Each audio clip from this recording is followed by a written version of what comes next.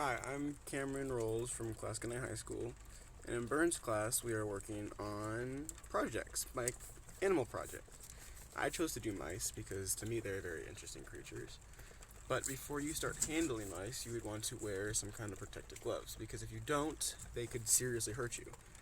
And by that I mean if they bite you and break the skin, they could lead to infections or diseases. That's how plagues have been started in the past because people weren't being safe around mice. But we are, so we are going to handle them correctly. So this is one of the females we have. Her name is Pinky, after Pinky and the Brain. I don't think you guys have seen that show, but she's pregnant right now. I don't know if you guys can tell, but she's a little fat right now. And we have our male go around and breed with the females so we can get little babies. So we can just keep continuing it.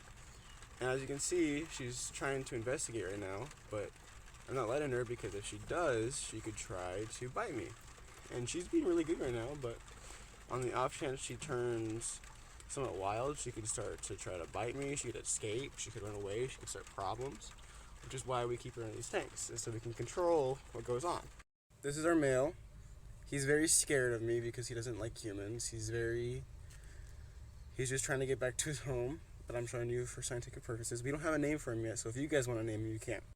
So before, when we had mice, they used to live in here, in this little area, because what they do is they destroy all the paper and stuff, and they put it in stuffing, like it's insulation for their house.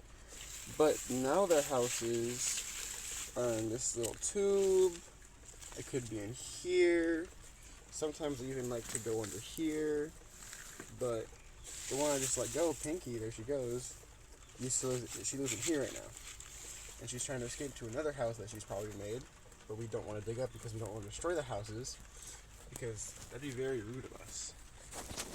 And what we feed and give them for nutrition and stuff is we just have a simple water tank, and in here, this is their food system.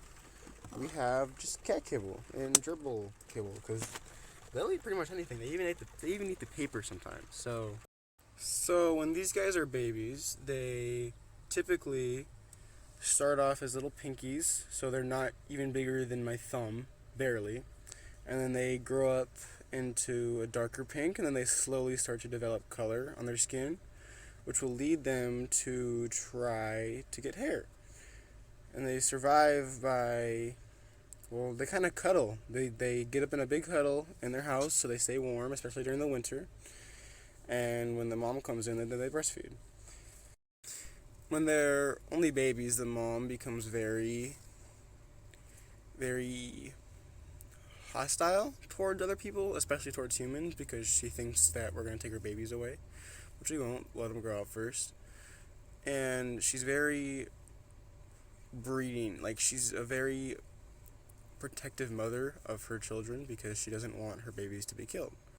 And to set up this tank, all you really need is dirt, a home, a feeding tube, and some food. And you want some paper so they can make their homes and stuff it and stuff.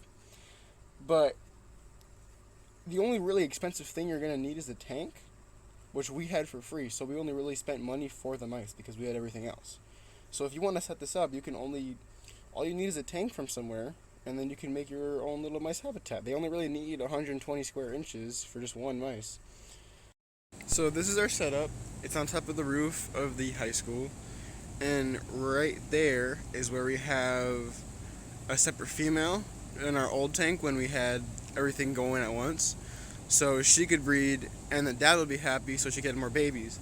And the upper tank is where the main mice are, so they can have their own kids, and so the male doesn't get too aggressive against the babies. So 65 million years ago, these guys evolved from rodent-like creatures that scurried along the Earth's surface, and now they are just small, little, scared animals. They are very similar to rats, but just a lot smaller. They're basically their cousins, just bigger. And she pooped on me, but that's okay. These guys stink really bad. They smell really bad, which is why we're wearing masks and stuff. Because they stink. So you want to keep them outside as much as possible, and don't let them get inside. And Pinky says, thank you for watching.